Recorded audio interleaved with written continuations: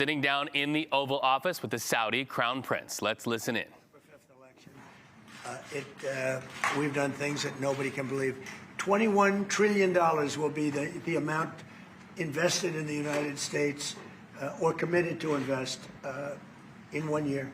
So I'm here 9 months. We're up to almost $18 trillion. Biden, as an example, the Biden administration, if you call it that, it's not to me, it was the Biden lack of administration. They were less than $1 trillion for 4 years. We're going to be $21 trillion for 1 year. I think that's hard to believe.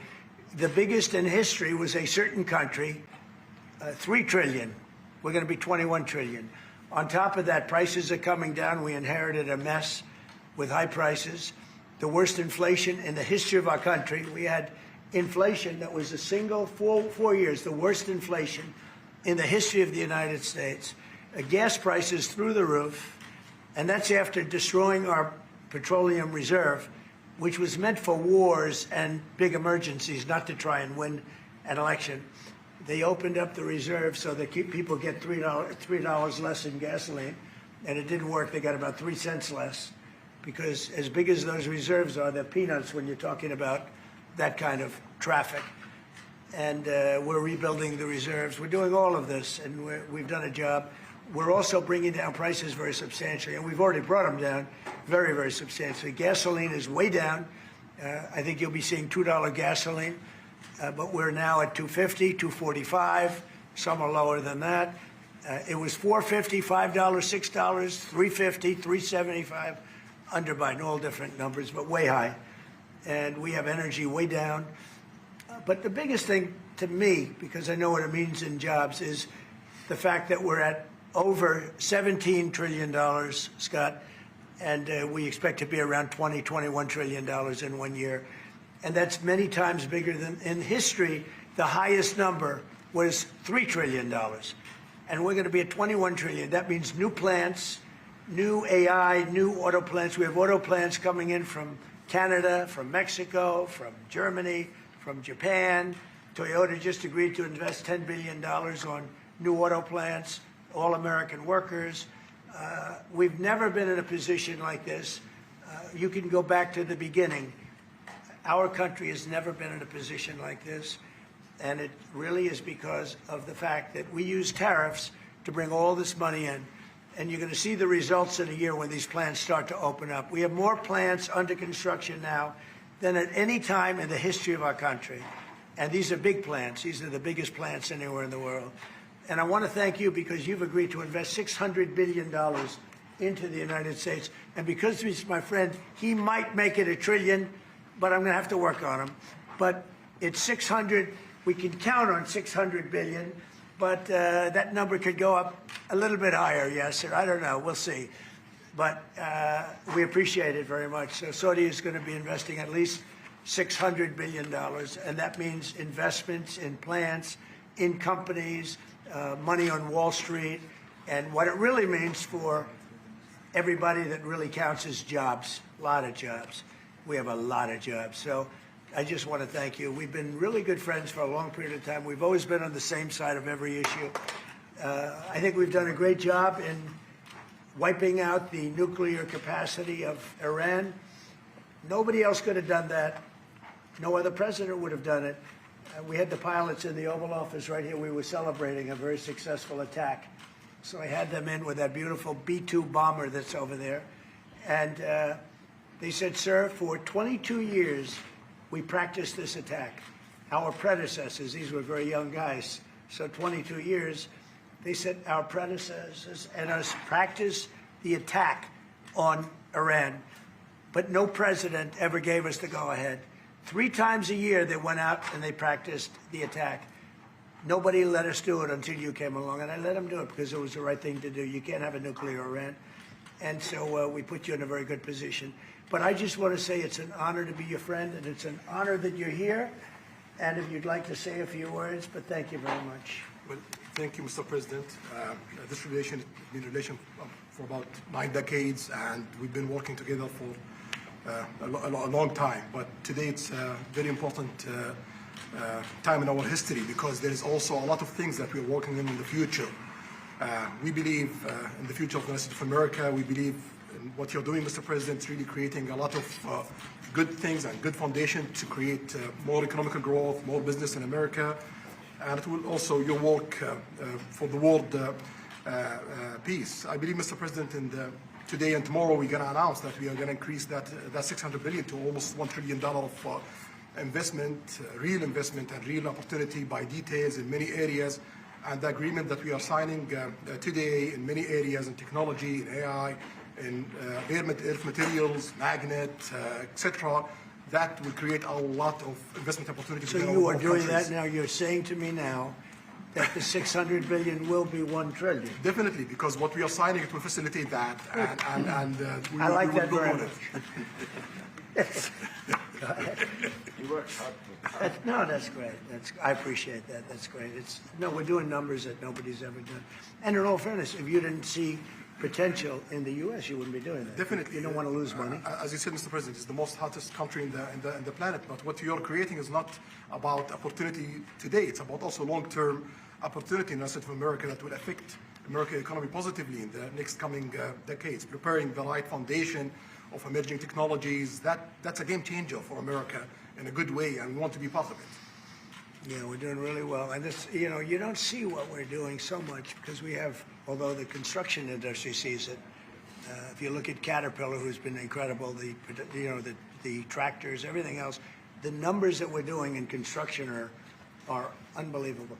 Some of the plants that we're building, AI, and they're building their own electric with the plant. I gave them the right to build their own electric with the plant because no country, frankly, will have this. China's working very hard to produce enough electric, but we're beating China substantially at AI, which is a big thing. And we had a great meeting 2 weeks ago with President Xi, but on AI, we're doing well. And I have a man, David Rommel. Yes, sir. David, could you say a few words about what you're seeing on the job front and all of some of the assets, and also how we've been helped by the Saudis in terms of the kind of investment they've made, please. Yeah, most certainly. Thank you for the opportunity. I am a facility leader for GE Vernova, and if you look at the landscape for GE Vernova investment, over $750 million in the U.S. focused on true manufacturing jobs here stateside. We're looking at tripling the output of our Greenville, South Carolina facility, where we make the gas turbines that are supporting U.S. needs as well as the Saudi Arabia needs. Right. So real jobs, $300 million in gas investment, resulting in over 500 pieces of new equipment being installed in the Greenville, South Carolina facility. That translates into roughly 1,800 jobs across the board for GE Vernova as we try to scale capacity to be able to meet this demand. Along with that, we're partnering with local communities to build the skill set that's required to meet these capacity needs. So that talent pipeline is incredibly important. So it's real jobs in the manufacturing space. Well, you've been great, and thank you very much. And we love that state. I won that state by record numbers. I won a lot of states by record. Texas, a lot of them by Indiana. We're working with Indiana or something right now. We won that. We won a lot of them by records, but that was one of them. I want to thank you very much. Say hello to everybody. Great job. You're doing a great job. Thank you. So just in wrapping up, we'll take a couple of questions, but I want to just tell you what an honor it is to be your friend. And I very much appreciate the investment of now $1 trillion, okay? I'm glad you got that out. I didn't want to be the one to tell them, but that's great news. We keep increasing, Mr. President. I know. Each time the opportunities are just increasing more and more. Well, the opportunities, right? We're doing better. Even if you look back 6 months ago, I mean, all of a sudden you feel even better. So, and I think we're only going to go in one way. Does anybody have any questions? Mr. President, have you approved the export licenses for advanced chips to Saudi Arabia? The export licenses? We are working on that. We're negotiating that right now. Marco, do you want to talk about that, or Scott? Yeah, well, I mean, that's part of what we may have announcements on that later today. But that's what we've been working on is the mechanics by which something like that could be achieved. And it's part of the broader process, part of this broader engagement and cooperation between our two countries. Certain levels of chips. Yeah. And for the Crown Prince, Your Royal Highness, You're talking about $1 trillion of investment. Could the kingdom continue to do that with oil prices in the mid-60s? We are not creating a fake opportunities to, please America, please President Trump. It's real opportunities. For example, when you ask about the AI and the chips, Saudi Arabia have a huge demand a huge need of computing power, and we're gonna spend in the short term around $50 billion by consuming those semiconductors for our needs in Saudi Arabia. And with the agreement that we're gonna have with South America, that will allow us to focus that consuming power in the short term by $50 billion from South America, and long term with hundreds of billions of dollars in the long term. So there's a lot of real opportunities that fit to our need in Saudi Arabia and fit to our investment strategy. Mr. President, is it appropriate, Mr. President, for your family to be doing business in Saudi Arabia while you're president? Is that a conflict of interest? And Your Royal Highness, the U.S. intelligence concluded that you orchestrated the brutal murder of a journalist. 9/11 families are furious that you are here in the Oval Office. Why should Americans trust you? And the same to you, Mr. President. Now, who are you with? I'm with ABC News, sir. You're with who? ABC News, sir. Fake news, ABC fake news, one of the But the worst, question is one of the legitimate, worst sir. in the business. But I'll answer your question. I have nothing to do with the family business. I have left, and when I've devoted 100% of my energy. What my family does is fine. They do business all over. They've done very little with Saudi Arabia, actually. I'm sure they could do a lot. And anything they've done has been very good. That's what we've done. We've built a tremendous business for a long time. I've been very successful. I decided to leave that success behind and make America very successful. And I've made America more successful by far than it ever was, and that it ever could have been, no matter who was president. There would be nobody bringing in $21 trillion, that I can tell you right now. As far as this gentleman is concerned, he's done a phenomenal job. You're mentioning somebody that was extremely controversial. A lot of people didn't like that gentleman that you're talking about. Whether you like him or didn't like him, things happen. But he knew nothing about it, and we can leave it at that. You don't have to embarrass our guest by asking a question like that. Since you asked, Mr. President, Please, if you allow me to answer. I feel painful about the families of 9/11 in America, but we have to focus on reality. Reality based on CIA documents and based on a lot of documents that Osama bin Laden used Saudi people in that event for one main purpose, is to destroy this relation, to destroy the American-Saudi relation. That's the purpose of 9/11. So whoever buying that means they are helping Osama bin Laden's purpose of destroying this relation. He knows that strong relation between America and Saudi Arabia, it's bad for extremism, it's bad for terrorism. And we have to approve him wrong and to build our relation, continue developing our relation. It's critical in the safety of the world. It's critical against extremism and terrorism. About the journalists, it's really painful to hear, anyone that been losing his life for, no real purpose or not in a legal way. And it's been painful for us in Saudi Arabia. We've did all the right steps of investigation, etc. in Saudi Arabia, and we've improved our system to be sure that nothing happened like that. And it's painful and it's a huge mistake, and we are doing our best that this doesn't happen again. Mr. President. Thank you, Mr. President.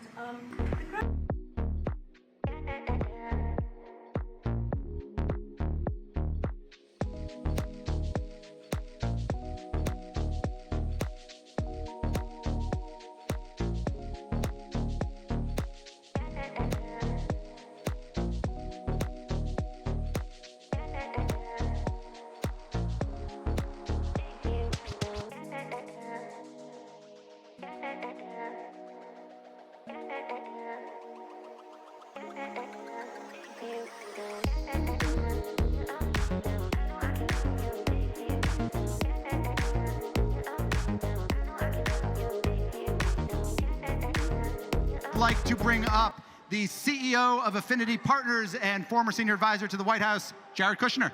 That's Jared Kushner, the husband of Trump's daughter, Ivanka. He served as a senior advisor in the first Trump administration and was everywhere. And by all accounts, he had a lot of influence on his father-in-law. But he's known for one thing above all else: It seemed as if from the get-go that Jared Kushner was charged with cultivating the relationship with the Saudis. Virginia Cantor is Chief Ethics Counsel at Citizens for Responsibility and Ethics in Washington. It appears to be that at the end of the administration, the payoff was a $2 billion investment in this investment fund. Just months after leaving the White House in 2021, Kushner's newly minted investment group, Affinity Partners, secured a $2 billion commitment from the Saudi Public Investment Fund, or PIF. The news raised a lot of eyebrows. Some next-level sleaze and grift going on right in front of our eyes. This is just putting a price tag on American foreign policy. I've been in this business 40 years. This is extraordinary, unprecedented. I've never seen anything like it. The reason it was so egregious, he had no experience in that field. The panel responsible for screening potential PIF investments reportedly voiced serious concerns about Kushner's lack of experience. But the board was overridden by MBS, the de facto leader of Saudi Arabia. That news raised even more eyebrows. Isn't that a nice story of friendship? Things you do for your bros? MBS proved to be a close ally to Kushner in the first Trump administration, working closely with him on various Middle East diplomatic negotiations. They worked so closely, in fact, that MBS reportedly told others he had Kushner in his pocket. It appears to be a payoff based on Mr. Kushner's dealings with the Saudi government and particularly MBS during the Trump administration. A Senate investigation found that Kushner's fund raked in $157 million in management fees, all while generating no return on investment for his clients. Jared, of course, sees no problems with the $2 billion transaction. For my critics, what I say is point to a single decision we made that wasn't in the interest of America. Okay, I'll point to one. How about letting an ally kill a Washington Post columnist, Jared? What was really troubling about the assassination of Jamal Khashoggi, there was every indication that it was carried out by the Saudis. Basically, Kushner and President Trump gave MBS a pass by virtue of not, calling them out. Why are you siding with the Saudis over your own intelligence? Because it's America first for me. That definitely set the tone for how they were going to deal with human rights violations by the Saudis. And it wasn't just that, there were other incidents. And the list is a long one. There is the use of his second presidential veto, a resolution putting an end to the U.S. military involvement in Yemen, allowing continued U.S. support to the Saudi-backed war in Yemen. There's his abandonment of the Iran nuclear deal.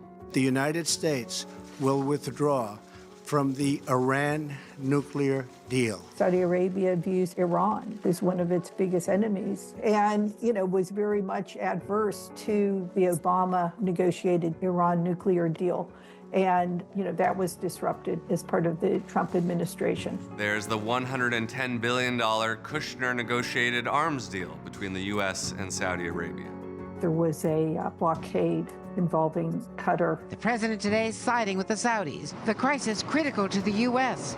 Qatar, home to a key U.S. base with 8,000 U.S. service members. And so this unprecedented closeness is being interpreted in a new light since the 2021 investment from the Saudis to the one person who always has Trump's ear.